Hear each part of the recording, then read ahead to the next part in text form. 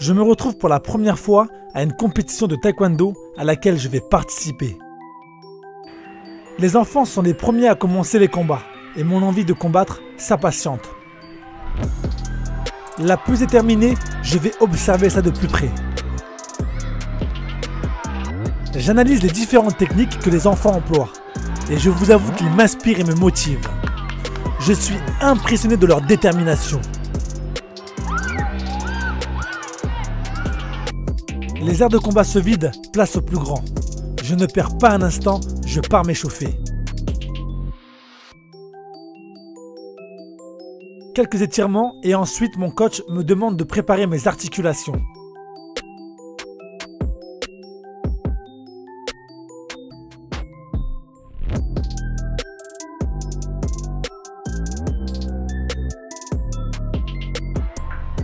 J'enfile mes protections sous le cri du public venu soutenir leurs écoles.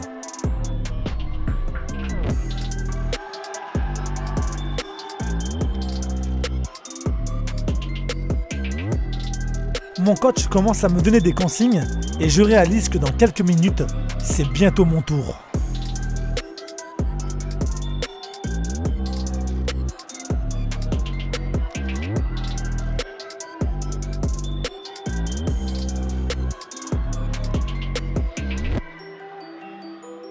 Un dernier regard vu d'en haut et c'est parti.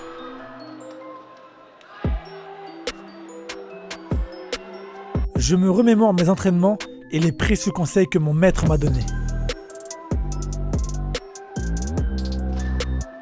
Chaque pas que je fais à présent me mène vers le combat. Je suis impatient d'en découdre, même si je ne sais pas sur qui je vais tomber.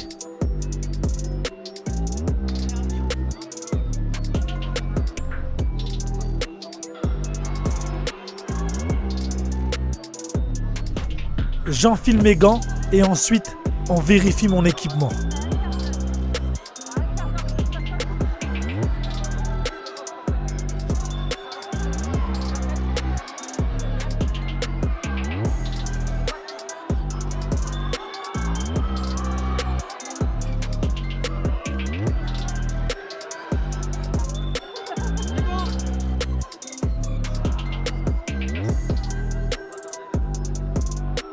Je m'aperçois que mon adversaire est ceinture noire, mais cela ne me déstabilise pas pour autant.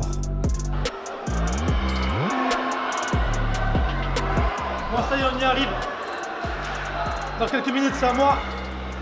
Même quelques secondes, j'ai envie de dire. Bon, il y a un peu de stress, c'est normal. Du stress parce que c'est une discipline que je découvre. Comme je le dis, c'est ma première compétition de taekwondo. Donc voilà, on l'évacue, on est là. On sait ce qu'on a à faire. En application ce qu'on nous a demandé de faire et on donne le meilleur. Ok? Ça y est, l'heure est arrivée. Ce chaton qui dort en moi se transforme en lion. Mon coach me met ce plastron avec ses fameux capteurs.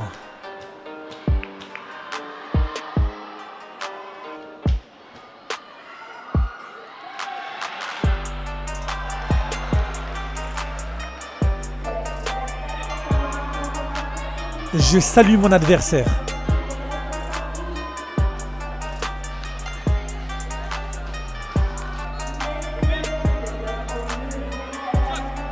Le combat commence. Je donne le premier coup de pied, mon adversaire riposte.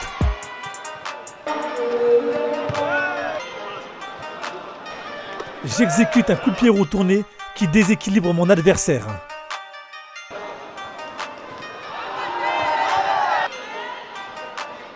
Je prends une pénalité parce que je lève mon genou et j'exécute pas mon coup de pied.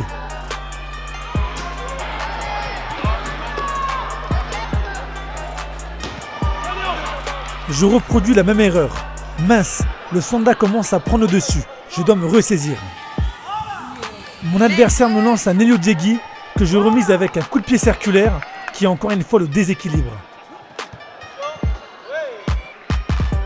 Le premier round est terminé. Mon coach me demande de faire attention à mes déplacements et souhaite que je me relâche parce que je suis trop contracté.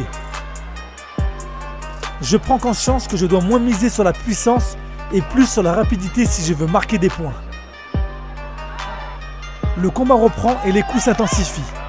Mon adversaire décide de me faire pression, il fait un bel enchaînement, me frôle la tête et me touche plusieurs fois dans le plastron.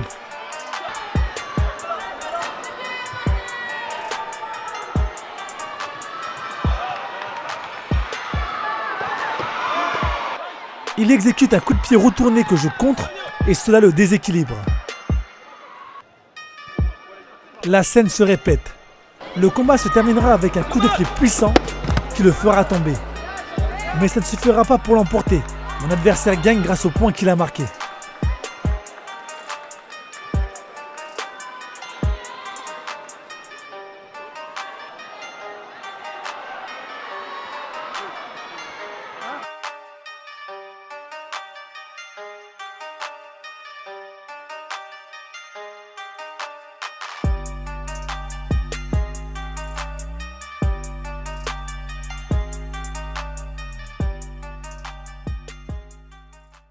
Comme vous venez de le voir, malheureusement j'ai perdu le combat. Voilà, faut l'admettre, mon adversaire a été plus technique que moi. J'ai marqué très peu de points. Ce qui est le plus frustrant, pour être honnête avec vous, c'est de venir d'un autre art martial, d'un autre sport de combat, comme la boxe sanda, et de ne pas pouvoir saisir, de ne pas pouvoir bloquer comme en boxe sanda. J'ai eu des pénalités, parce que justement à un moment donné j'ai saisi. À un autre moment j'ai aussi bloqué avec mon genou. Donc c'est vrai que je vous avoue que c'est très frustrant. Je suis quand même assez content de ce que j'ai fait. Je désespère pas. Apparemment je suis qualifié au championnat de France.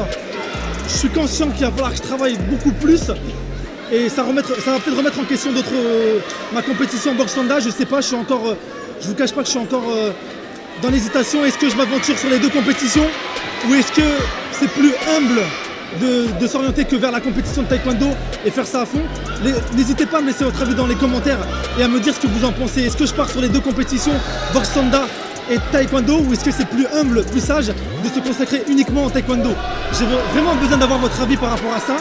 Et puis voilà, donc toutes mes félicitations à mon adversaire qui est en plus ceinture noire. Moi, comme je vous dis, voilà, je suis ceinture blanche, donc voilà, j'ai pas baissé les bras, j'ai fait ce que j'avais à faire. Merci de me suivre, merci de me donner de la force des fighters. Et de toute façon, voilà, on reviendra très prochainement avec les entraînements, la préparation, et en espérant d'en mettre plein la vue pour le championnat de France.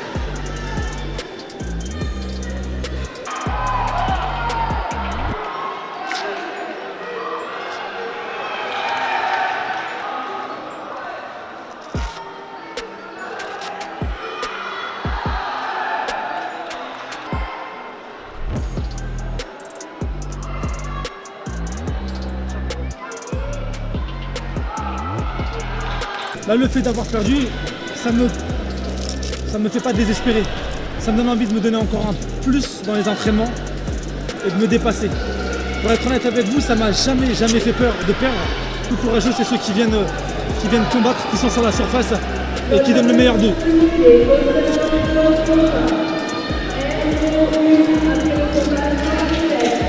Les fighters, on arrive à la fin de cette compétition qui s'est déroulée à Montpellier. Ça m'aura fait plaisir de vous faire partager mon premier combat en taekwondo. Les sensations étaient bonnes, j'ai pris énormément de plaisir. Le meilleur reste à venir, en tout cas je l'espère. C'était Seal Fight, à bientôt les fighters.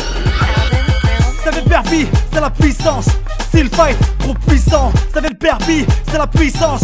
Seal Fight, trop puissant. Ça fait le permis, c'est la puissance. Seal Fight, trop puissant. Ça fait le permis, c'est la puissance. Seal Fight, trop puissant. Seal Fight.